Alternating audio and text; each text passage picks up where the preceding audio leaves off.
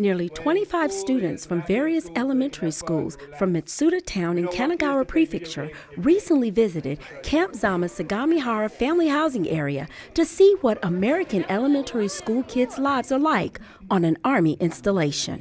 What I like to take away from this activity is, hey, there's a great base here at Camp Zama with great people, and there's tons of culture and tons of things to enjoy on a military base besides just being soldiers and war or whatever that's how we're all about here at Camp Zama. We're also about friendships and building new relationships with our outside community families. So.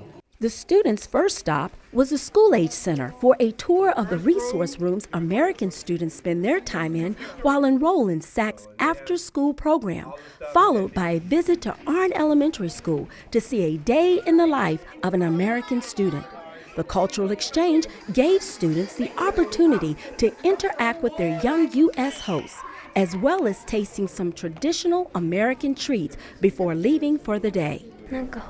I think it was fun learning about the different culture.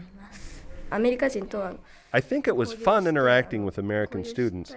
Like Japan and America as countries were smiling and having fun together. Fun. Like you get to know each other and stuff and share what you know. Yeah, I think that's important. Like, so you can see like their culture. Because if my dad didn't have this job, we would never be here. So it's cool moving here.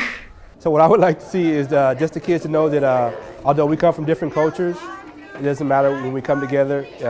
We're all kids. We want to love each other. We want to have fun.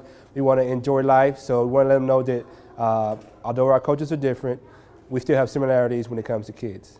Reporting for U.S. Army Garrison Japan, this is Yolanda Hingle.